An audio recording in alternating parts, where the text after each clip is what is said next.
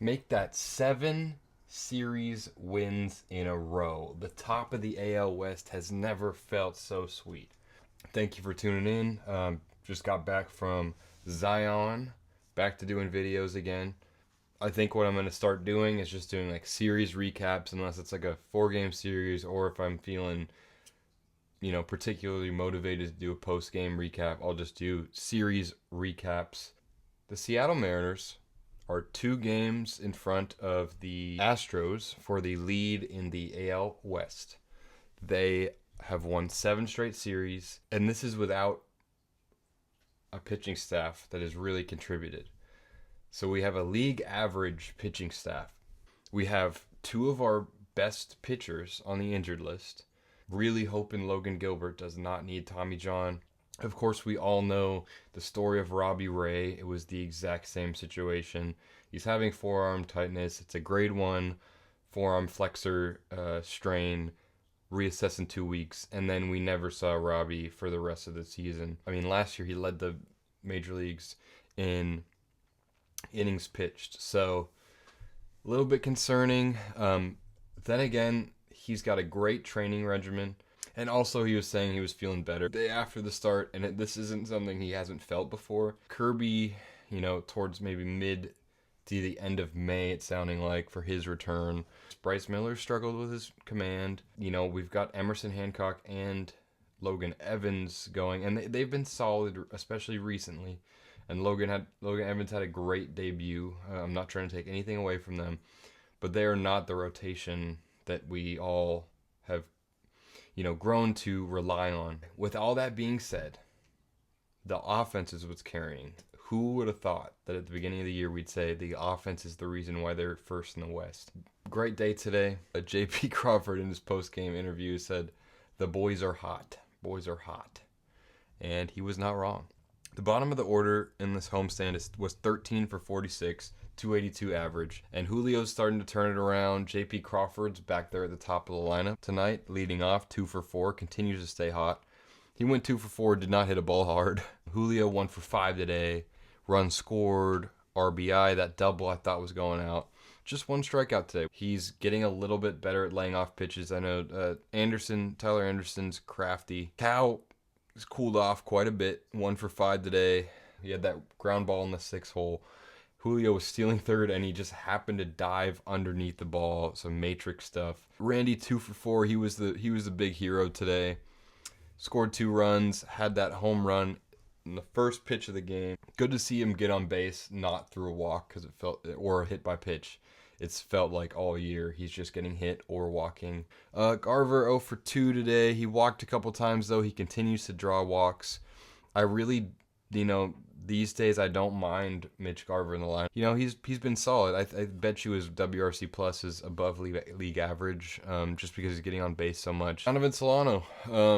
Still think we should probably move on from him if he doesn't significantly turn it around quickly.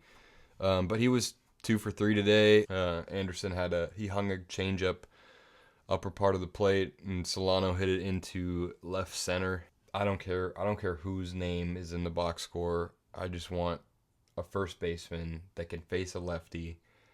That'll give you some production and a little bit of consistency. So if Solano can turn it around, that's great. If not, we've got other options in AAA. Jorge had a chance to extend his hit streak to, I think, 6 games. 0 for 1. He pinch hit for Solano. Popped out with the bases loaded. It's kind of rough, but he's been on another planet recently. Ben Williamson looks like the scouting report's kind of out on him. He's getting just a ton of off-speed pitches. 0 for 4 today. I hope he can just stay as like a league average bat. Leo Rivas just continues to hit, wouldn't even say hit the cover off the ball, because I don't think he's had a barrel or a hard hit ball all season. He was 3 for 4 today, scored a run, 3 RBIs. He's just been consistent. If it's working, keep him in there. He's a switch hitter. He can face any pitching.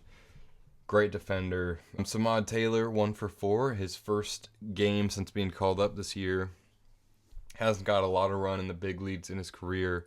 Yeah, he laid down a great bunt today. Sort of a Dylan Moore type, Swiss Army knife. Hancock was not great today. He caught a lot of the plate. He got lucky on a few hanging breaking balls and some fastballs that caught way too much of the plate. But with that being said, he had a quality start. 6 innings pitched, 9 hits, 3 runs, all earned, just 2 walks, which is refreshing after Bryce Miller's start.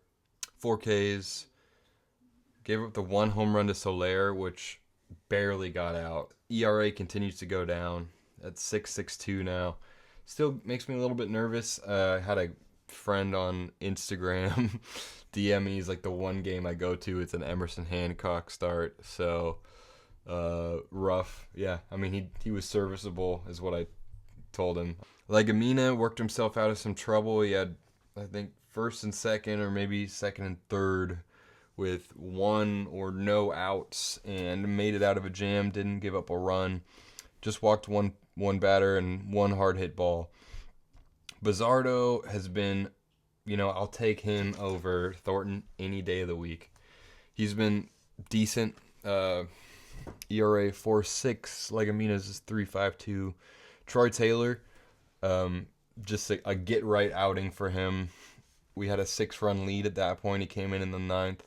He was a leverage guy for the team last year, so we're trying to work him back towards that. And his ERA is still crazy high, but that's only because it's his second outing. The Mariners this season have gotten to the ace of the staff consistently. Crochet, you think of, forced him to go 5 innings, 3 runs.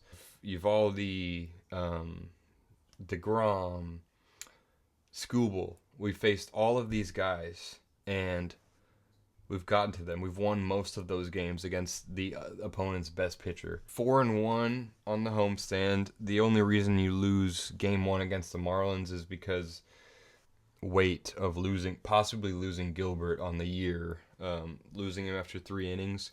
I mean, you also have Casey Lawrence go 6 innings, I think, in that game. Maybe you score 14 on the Marlins the next day. A little bit of a stress reliever. 7-6 victory on Sunday. The Mariners are 6th in OPS, are 8th in slugging, 3rd in home runs, 8th in runs scored, 2nd in WRC+, 4th in wins above replacement, 8th in runs batted in. There's no doubt going to be regression, but it's an exciting time when this pitching staff is injured, and yet they sit atop the West. I'm a little bit hesitant to be optimistic because I'm a Mariners fan, and we all know what happened last year. They lost the 10-game lead in the West, so don't want to jinx anything.